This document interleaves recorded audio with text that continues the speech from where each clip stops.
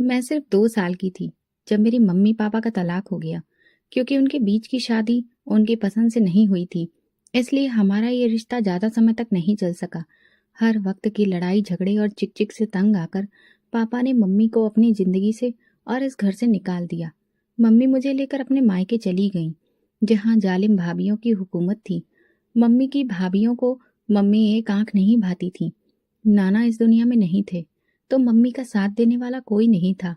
वो मम्मी को तरह तरह की बातें सुनाती, तलाकशुदा होने के ताने देती। मेरे ददिहाल में ताई माँ के अलावा किसी का हमसे कोई रिश्ता नहीं था। यहाँ तक कि मेरे पापा ने भी कभी पलटकर मेरे हाल तक नहीं पूछे थे। मेरी ताई माँ अक्सर मुझसे मिलने आया करती थी, क्योंकि शुरू से ही वो मुझे अपनी बेटी की तरह प्यार करती रही। यही प्यार उन्हें मेरे ननिहाल खींच लाता था। मेरी माँ और उनकी बहुत बनती थी। उन्होंने कभी भी मम्मी को एक बहन से कम नहीं समझा। ताई माँ के 2 ही बेटे थे। शादी के इतने सालों बाद भी उनकी बेटी की ख्वाहिश अधूरी रही। वो अक्सर मुझे प्यार करते हुए कहती, भगवान मुझे भी तुम्हारे जैसी बेटी दे। तो मम्मी अक्सर कहा करती, भाभी बेटियां तुम्हें जरूर मिले, मगर किसी बेटी की किस्मत मेरी बेटी जैसी ना हो, जिसे उसका बाप देखना भी गवारा नहीं करता। जब से मैं यहाँ आई हूँ, एक बार भी उस इंसान ने अपनी बेटी के बारे में नहीं पूछा। मम्मी बात करते करते रोने लगी। भाभी मैं क्या करूं, कहाँ लेकर जाऊं इसे। मैं तो खुद अपने भाइयों और भाभीियों पर बोझ बनी हुई हूँ, और फिर मेरे भाई मेरे लिए रिश्ता ढूंढ रहे हैं। जैसे ही कोई रिश्ता मिलेगा वो मेरी शादी कर देंगे। मैं तो ये सोच सोच कर परेशान हूँ कि मेरे बाद सोनी का क्या होगा, कौन रखेगा इसे। मेरी भाभीियों को तो पहले से ही हम दोनों से दुश्मनी है। ताई माँ ने उन्हें दिलासा देते हुए कहा, तुम फिक्र क्यों करती हो, मैं हूं ना। मैं तो खुद यही सोच रही थी कि इस बारे में तुमसे बात करूं। ये तुम भी जानती हो कि मुझे बेटी की बहुत इच्छा है। मेरे घर में किसी चीज की कमी नहीं है सिवाय बेटी के। अगर तुम बुरा ना मानो तो मैं सोनी को अपने साथ ले जाऊं। मम्मी फूट फूट कर रोने लगी। अगर आप सोनी को अपने साथ ले जाएंगी तो मैं सारी जिंदगी आपकी एहसानमंद रहूंगी। ताई माँ ने उन्हें दिलासा देते हुए कहा, तुम परेशान मत हो, मैं सोनी को बिल्कुल अपनी बेटी की तरह रखूंगी। जमाने की सर्द और गर्म हवाओं से एक माँ की तरह बचाऊंगी। आखिरकार ये मेरी भी तो बेटी है। इस तरह ताई माँ ने मेरा चेहरा अपने दोनों हाथों में लेते हुए कहा, सोनी क्या तुम मेरे साथ दिल्ली चलोगी। मैं मासूमियत से मम्मी की तरफ देखकर बोली, ताई माँ क्या मम्मी भी हमारे साथ चलेंगी। ताई माँ खामोश हो गई। मम्मी मेरे पास बैठते हुए बोली, नहीं सोनी, तुम कुछ दिन अपनी ताई माँ के साथ रहो, वहां घूमना फिरना। ताई माँ तुम्हें खूब मजे करवाएंगी, और फिर वहां तुम्हारे ताऊजी भी तो होंगे। मैंने कहा, नहीं मम्मी, मैं आपको छोड़कर नहीं जाऊंगी। ताई माँ ने मुझे अपनी गोद में बिठाते हुए कहा, सोनी मैं हूं ना, बस तुम मेरे साथ चलने की तैयारी करो। मैं तुम्हें अच्छे अच्छे कपड़े लेकर दूंगी, और फिर तुम यहाँ रहकर क्या करोगी, जबकि तुम्हारी मामी लोगों को तुम्हारा होना भी बर्दाश्त नहीं है। तुम्हारी मम्मी का यहाँ रहना मजबूरी है। इस तरह ताई माँ मुझे मेरी मर्जी के बिना अपने साथ दिल्ली ले आई। मैं हर पल मम्मी की जुदाई में तड़पती रही। इसमें कोई शक नहीं था कि ताई माँ मुझे दिल से प्यार देती थी, लेकिन फिर भी मुझे मम्मी की बहुत याद आती थी। एक तरफ ताई माँ मुझे बहुत प्यार करती थी, लेकिन दूसरी तरफ बड़े पापा यानी मेरे ताऊ जी मुझे देखना भी पसंद नहीं करते थे। जब उन्हें पता चला कि ताई माँ मुझे अपने साथ ले आई हैं, तो वो उन पर चिल्लाने लगे, इसे तुम यहाँ पर क्यों लेकर आई हो। तुम अच्छी तरह जानती हो कि इसकी माँ ने मेरे भाई के साथ क्या क्या किया है। ताई माँ बोली, आप अब बस करिए। ये आप भी बहुत अच्छी तरह से जानते हैं कि आपका भाई तो पहले दिन से ही किसी और औरत को पसंद करता था, और उसी की वजह से उसने सोनी की माँ को बेइज्जत करके अपने घर से निकाला। उसे ये तक ख्याल नहीं आया कि उसकी अपनी औलाद उसकी बेटी भी है।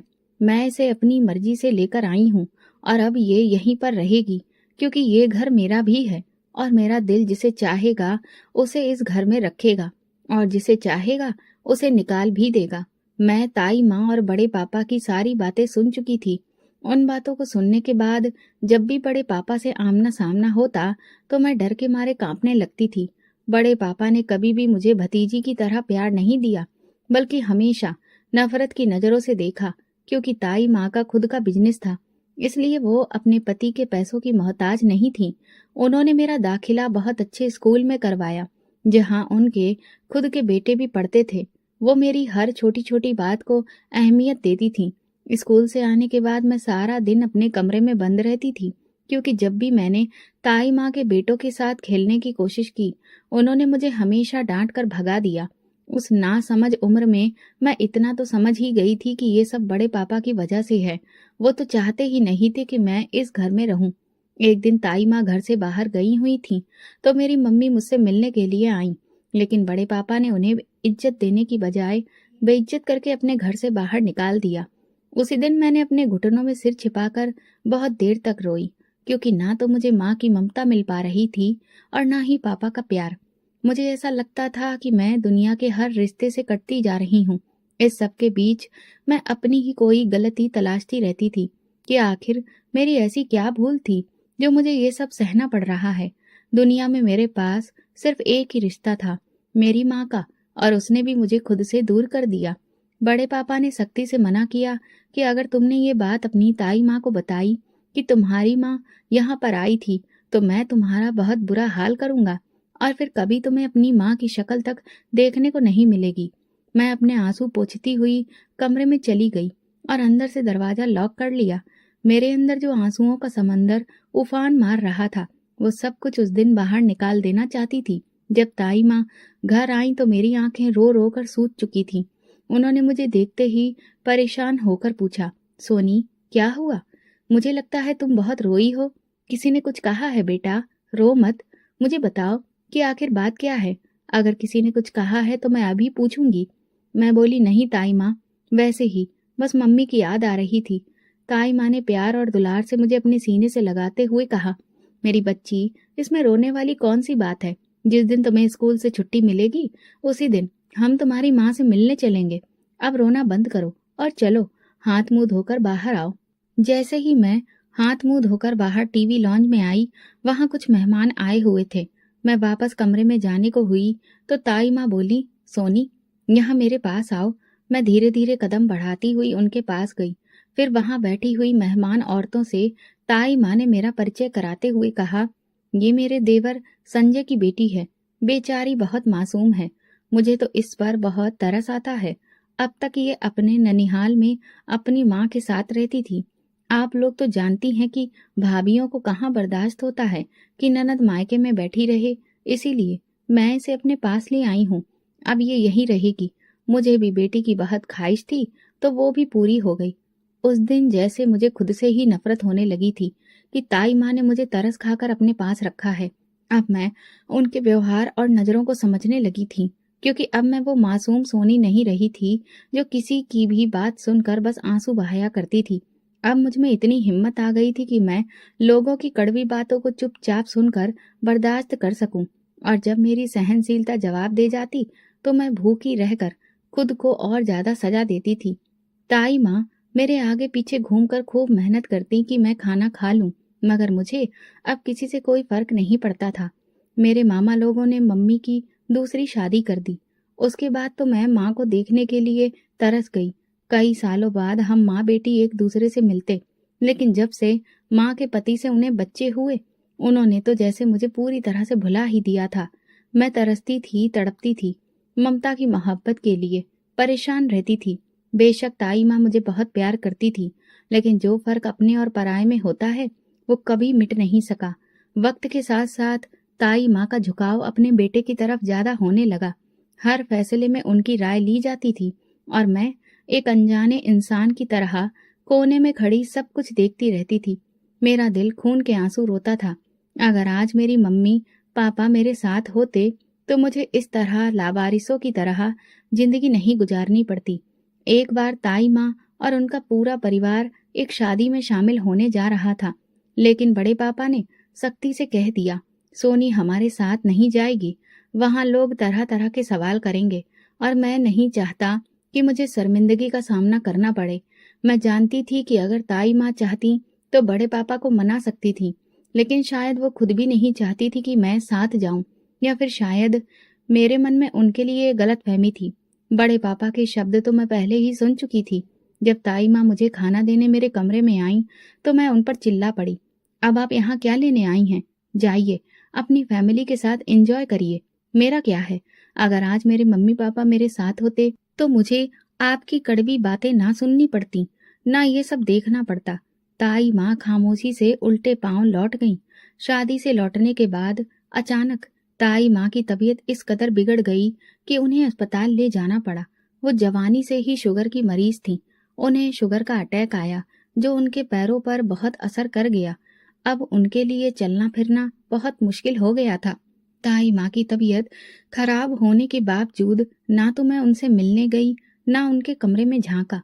वो कई बार मुझे अपने पास बुलाती थी, लेकिन मुझे तो जैसे उनसे नफरत सी हो गई थी। जब से वो मुझे छोड़कर शादी पर गई थीं, बस मुझे उसी बात का गुस्सा था जो मुझे ताई माँ के करीब जाने नहीं देता था। मैट्रिक के बाद क्योंकि ताई माँ बीमार रहने लगी थी, बड़े पापा ने मुझे कॉलेज में एडमिशन लेने से मना कर दिया ताकि मैं नौकरानी के साथ मिलकर घर के कामकाज देख सकूं। मैंने भी चुपचाप पढ़ाई को अलविदा कह दिया क्योंकि शुरू से ही पढ़ाई में मेरा मन नहीं लगता था। एक दिन सुबह के टाइम में किचन में नौकरानी के साथ नाश्ता बना रही थी कि किसी ने दरवाजा बजाया। नौकरानी काम छोड़कर जाने लगी तो मैं उससे बोली, रुको, तुम नाश्ता बनाओ, मैं देखती हूँ कि कौन है। मैंने दरवाजा खोला तो मेरे सामने फटे पुराने और गंदे कपड़ों में एक अधेड़ उम्र की औरत खड़ी थी। वो मुझसे खाने को लेकर सवाल करने लगी। मैं 2 दिन से भूखी हूँ, तुम मुझे कुछ खाने को दे दो। मैं उसे पलटकर बड़े ही तैश में बोली, तुम लोगों को तो और कोई काम नहीं है, सुबह सुबह ही यहाँ पर मुंह उठाकर आ जाते हो। यहाँ कोई खाना नहीं है, जाओ यहाँ से, भीख मांगने आ गई हो। वो बोली, बेटी मेरे बच्चे भूखे हैं, भगवान के वास्ते मेरी मदद कर दो। मैंने कहा, मेरे सामने ये सारे ड्रामे मत करो। वो बोली, बेटी भगवान का दिया हुआ तुम्हारे पास इतना सब कुछ है, अपने घर वालों की भलाई में दान देने का समझ कर ही मुझे कुछ दे दो। मैंने उसे धक्का देकर कहा, जाओ, दफा हो जाओ। वो जाकर गिर पड़ी और बोली, बेटी भगवान से डरना सीखो, हम गरीबों के साथ ऐसा सुलूक करके तुम कभी भी खुश नहीं रह पाओगी। मैं गुस्से से दरवाजा बंद करते हुए बड़बड़ाई, सुबह सुबह दिमाग खराब करने के लिए जाने कहां से आ जाते हैं, इन्हें तो जैसे और कोई काम नहीं है। नौकरानी मुझे गुस्से में देखकर बोली, क्या हुआ दीदी, कौन था जो आप इतना गुस्से में हैं? मैंने कहा, तुम्हें इससे क्या मतलब, तुम अपने काम से काम रखो। जितनी तुम जासूसियां करती हो ना, उतना अगर घर के काम की तरफ ध्यान दो तो काम जल्दी ही खत्म हो जाए। तुम्हारी इन काम चोरियों की वजह से ही मुझे भी सारा दिन तुम्हारे साथ बैठना पड़ता है।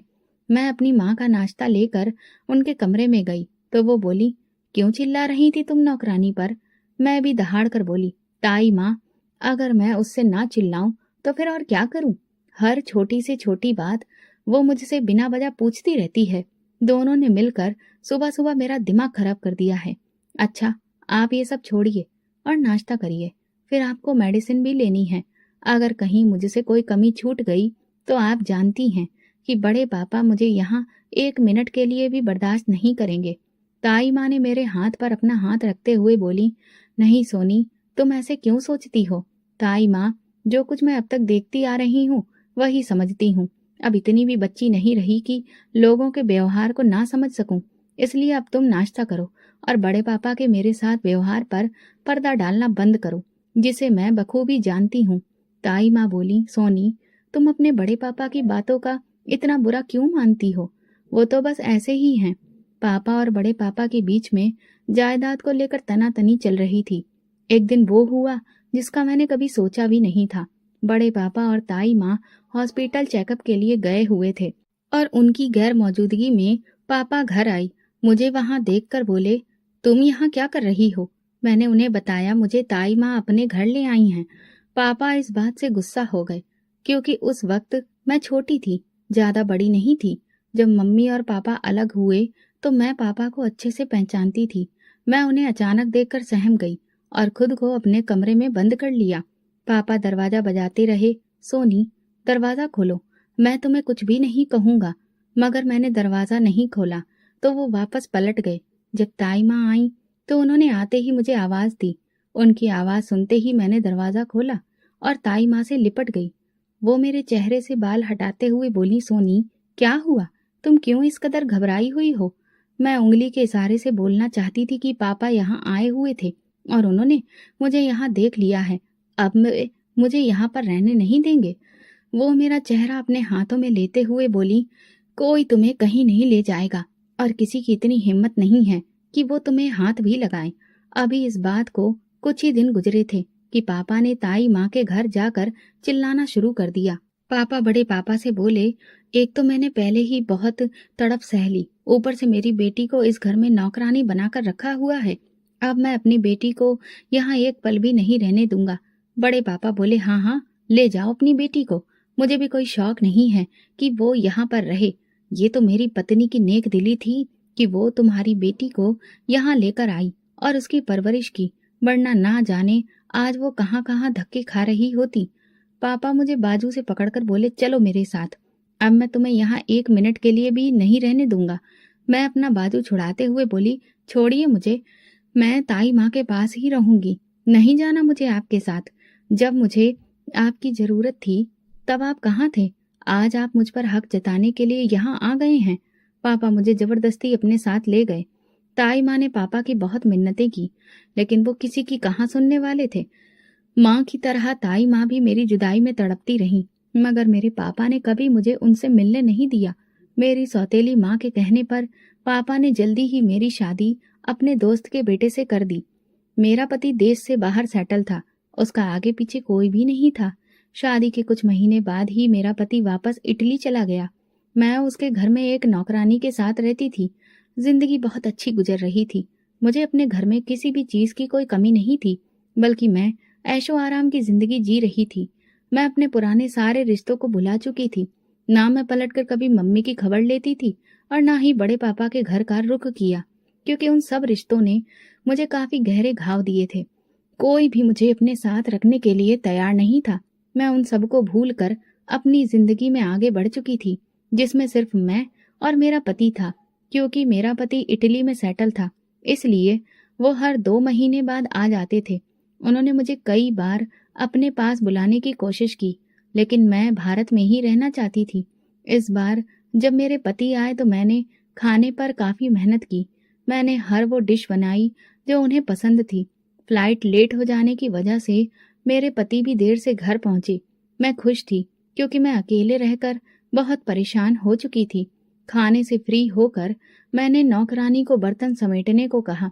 बर्तन समेटने के बाद तुम घर चली जाना, मैंने कहा, क्योंकि जब मेरे पति घर आ जाते हैं तो मैं उसे छुट्टी दे देती हूँ। वो सिर्फ काम के वक्त आती और काम करके वापस चली जाती। बर्तन धोने के बाद नौकरानी मुझसे बोली, दीदी बहुत सारा खाना बच गया है, इसका क्या करूं? क्या मैं अपने बच्चों के लिए ले जाऊं? तो मैंने कहा, ये खाना तुम्हारे बच्चों के लिए है, उन्होंने कभी ऐसा खाना खाया भी है? तुम ऐसा करो, ये सारा खाना बर्तनों में डालकर फ्रिज में रख दो। मेरे ऐसा कहने पर नौकरानी मायूसी से वापस किचन में पलटी। मैंने कहा, अच्छा शिवानी, जाते हुए ध्यान से दरवाजा बंद कर देना और देखो सुबह टाइम पर आ जाना, मैं देर बिल्कुल भी बर्दाश्त नहीं करूंगी। वो बोली, दीदी आप फिक्र ना करें, मैं सुबह जल्दी आ जाऊंगी। सुबह मेरी आंख खुली भी नहीं थी कि दरवाजे की बेल बजी। मैं आंखें मसलते हुए घड़ी की तरफ देखने लगी। सुबह के 7 बज चुके थे। इतनी सुबह सुबह कौन आ गया? मैं चप्पल पहनकर दरवाजा खोलने गई तो सामने शिवानी खड़ी थी। मुझे देखते ही उसने नमस्ते किया, लेकिन मैंने उसके नमस्ते का कोई जवाब नहीं दिया। मैं बोली, अच्छा शिवानी, तुम ऐसा करो कि पहले पूरे घर की सफाई कर लो, क्योंकि अभी सब सो रहे हैं। जैसे ही वो उठेंगे नाश्ता तैयार कर देना। मैं उसे ऊपर से नीचे तक सरसरी नजरों से देखती हुई बोली, और ये क्या, तुम ऐसे ही होलिये में उठकर आ जाती हो? कम से कम साफ सुथरे कपड़े पहनकर तो आया करो, मुझे तुमसे घिन आती है। अच्छा, तो अब तुम मेरा मुंह क्या देख रही हो? जल्दी से सफाई करो। वो जी दीदी कहकर सफाई करने चली गई। काम से फ्री होकर शिवानी ने घर जाने के लिए मुझसे इजाजत मांगी। मैं बोली, किचन का सारा काम खत्म हो गया? जी दीदी, मैंने बर्तन भी धो दिए हैं और अच्छे से पूरे किचन की सफाई भी कर दी है। मैंने कहा, अच्छा, वो जो रात का खाना बचा था वो जाते हुए घर ले जाना। ये सुनते ही शिवानी के चेहरे पर मुस्कुराहट आ गई, लेकिन जैसे ही उसने फ्रिज खोलकर वो खाना निकाला तो खाने से बदबू आ रही थी। शिवानी बोली, दीदी ये तो खराब हो गया है।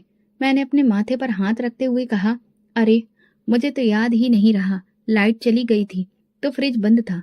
खैर, अब इतना भी खराब नहीं है, खाने के काबिल तो है ही, तुम इसे ही ले जाओ। शिवानी ने वो सारा खाना मायूसी से एक शॉपर में डाला और फिर ले गई। शाम को खाना बनाने के लिए शिवानी नहीं आई तो मुझे खुद ही खाना बनाना पड़ा। मुझे शिवानी पर रह रहकर बहुत गुस्सा आ रहा था कि अगर छुट्टी करनी ही थी तो कम से कम मुझे बता तो देती।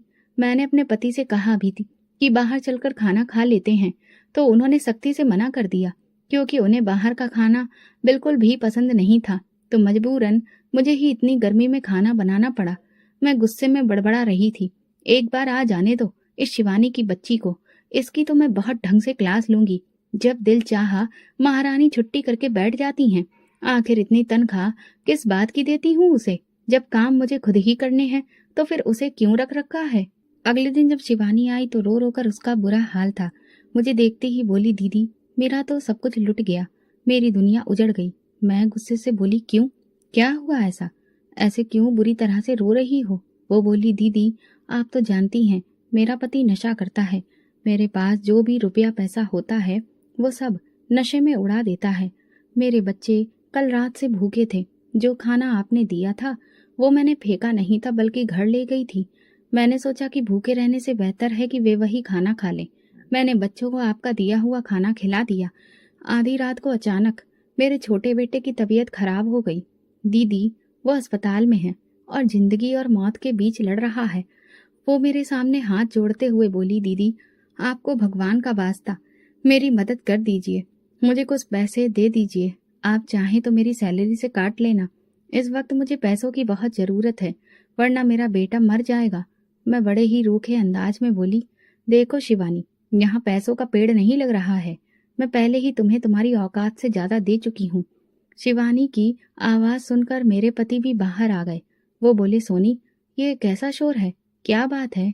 मैं बोली, देखिए ना, एक तो मैंने इस औरत को उसके बच्चों के लिए खाना दिया, ऊपर से ये कह रही है कि उसी खाने की वजह से इसका बेटा बीमार हो गया है और अब अस्पताल में है।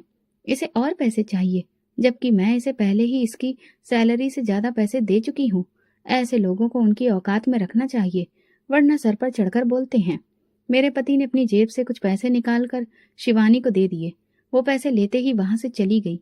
मैं अपने पति से बोली, आपने बिना बताए उसे पैसे दे दिए? न जाने ये सच भी है या झूठ बोल रही थी। मुझे तो वैसे भी ऐसे लोगों की बातों पर बिल्कुल भी भरोसा नहीं है। ऐसी हजारों कहानियां बनाकर ये लोग हम जैसे लोगों को लूट लेते हैं। मेरे पति बोले, सोनी हो सकता है कि उसका बेटा वाकई अस्पताल में हो। अगर इस तरह से किसी की मदद हो जाए तो इससे अच्छी बात क्या हो सकती है? तुम इधर आओ मेरे साथ। बिना वजह क्यों अपना ब्लड प्रेशर हाई कर रही हो? मैं अपनी कनपटी पर हाथ रखते हुए बोली, मेरा तो दिमाग ही खराब कर दिया है शिवानी ने। दिल तो करता है कि इसे नौकरी से ही निकाल दूं। मेरे पति बोले, ऐसी गलती कभी मत करना, क्योंकि भरोसा करने वाले लोग बहुत कम मिलते हैं। और वैसे भी जब से हमारी शादी हुई है वो तुम्हारे साथ ही तो रहती है। उसी दिन मेरी तबीयत अजीब सी हो रही थी, कुछ भी खाने को मेरा मन नहीं कर रहा था। सुबह उठ ही नहीं पाई। मेरे पति मुझे जगाते हुए बोले, सब ठीक तो है? क्या आज सारा दिन सोने का इरादा है? मैं अपनी आंखें मलते हुए और उनके बाजू पर सिर रखते हुए बोली, पता नहीं मुझे क्या हो रहा है, तबीयत ठीक नहीं है। ऐसा लग रहा है जैसे अभी उल्टी आ जाएगी, दिमाग भी चकरा रहा है। मेरे पति बोले, अच्छा उठो तैयार हो जाओ, नाश्ते के बाद मैं तुम्हें डॉक्टर के पास चेकअप के लिए लेकर चलता हूँ। उसी दिन नाश्ता भी मेरे पति ने बनाया। डॉक्टर ने चेकअप के बाद बताया कि मैं माँ बनने वाली हूँ। ये खबर हम दोनों पति पत्नी के लिए बहुत बड़ी थी। डॉक्टर ने मुझे आराम करने की सलाह दी। मेरे पति ने मुझे सख्ती से मना किया, अब से तुम घर के किसी भी काम को हाथ नहीं लगाओगी। मैं खाना खाते हुए बोली, पता नहीं शिवानी काम पर क्यों नहीं आ रही। अब तो उसका बेटा भी ठीक हो गया होगा। एक नंबर की कामचोर है वो। बस बेटे का बहाना मिल गया और घर जाकर बैठ गई। मेरे पति कहने लगे, तुम इतना गुस्सा क्यों कर रही हो? वो खुद ही आ जाएगी जब उसे आना होगा। वैसे भी जब तक मैं यहाँ हूँ तुम्हारा ख्याल रखना मेरी जिम्मेदारी है। मैं उनके कंधे पर सिर रखकर बोली, सुमित आप बहुत अच्छे हैं, मेरा कितना ख्याल रखते हैं। अगले दिन शिवानी आ गई। वो पहले की अपेक्षा काफी कमजोर लग रही थी। उसे देखते ही मेरा दिल बैठ गया। मैं बोली, तुमने ये क्या तमाशा बना रखा है? जब तुम्हारा मन करता है तुम आ जाती हो और जब जी चाहता है छुट्टी कर लेती हो। अगर तुम्हारी यही हरकतें रहीं तो मैं तुम्हें नौकरी से निकाल दूंगी। शिवानी की आंखों में आंसू आ गए। वो बोली, दीदी मैंने आपको बताया था ना कि मेरा बेटा बीमार है। वो कई दिनों तक अस्पताल में भर्ती था। आज उसे मिट्टी में गए काफी दिन हो गए। इसी वजह से घर में काफी लोग आ जा रहे थे और मैं काम पर नहीं आ पाई। मैं हैरानी से शिवानी की तरफ देखते हुए बोली, क्यों, ऐसा क्या हुआ है तुम्हारे घर में? शिवानी सिसकने लगी। उसके सब्र का बांध टूट चुका था। वो बोली, दीदी मेरा बेटा मुझे छोड़कर हमेशा के लिए चला गया। काश मैं उसे आपका दिया हुआ खाना ना खिलाया होता। वो खाना ही मेरे बेटे के लिए जहर बन गया। कुछ दिन तो वो जिंदगी और मौत के बीच झूलता रहा। जिस दिन साहब ने मुझे पैसे दिए थे उसी रात मेरा बेटा दुनिया से चला गया। मुझे अपने कहे गए शब्दों पर शर्मिंदगी हुई। मैंने कहा, शिवानी तो फिर तुम्हें अभी नहीं आना चाहिए था। तुम्हारे और भी बच्चे हैं, तुम्हें उनके पास रहना चाहिए था। शिवानी बोली, नहीं दीदी, घर में मेरी सास है ना, वही बच्चों की देखभाल करती है। अगर मैं घर में बैठ गई तो मेरे बच्चे भूख से मर जाएंगे। शिवानी के बेटे की मौत की खबर सुनकर भी मेरा दिल ज्यादा नहीं पसीजा था। मेरा उसके साथ वही रूखा व्यवहार था। अब वो भी मेरे इस व्यवहार की आदी हो चुकी थी। मेरे पति 1 महीने के बाद वापस विदेश चले गए और मैं फिर से अकेली हो गई थी। शिवानी रात में मेरे घर पे पास में ही रहती थी। मेरे पति खास तौर पर यह हिदायत देकर गए थे कि सोनी को कभी अकेला मत छोड़ना। मेरा मन तो नहीं चाहता था कि मैं उसे अपने घर पर रखूं, लेकिन मेरी मजबूरी थी। मैं अकेले नहीं रह सकती थी और ससुराल में भी कोई नहीं था। यूं ही वक्त गुजरता गया। एक रात मुझे अचानक भयंकर दर्द होने लगा। तकलीफ मेरी सहन शक्ति से बाहर थी। मैं शिवानी को आवाज देना चाह रही थी, लेकिन गले से आवाज ही नहीं निकल रही थी। बहुत हिम्मत करके मैंने साइड में रखा शीशे का जग नीचे गिरा दिया। जग गिरने की आवाज सुनकर शिवानी भागती हुई मेरे कमरे में आई। मेरी हालत देखकर वो घबरा गई, लेकिन उसे समझ नहीं आ रहा था कि रात के इस पहर क्या करे। उसने मेरे माथे पर हाथ रखा और बोली, दीदी आप हिम्मत रखो, अभी कुछ करती हूँ। मैं अकेली तो आपको अस्पताल लेकर नहीं जा सकती।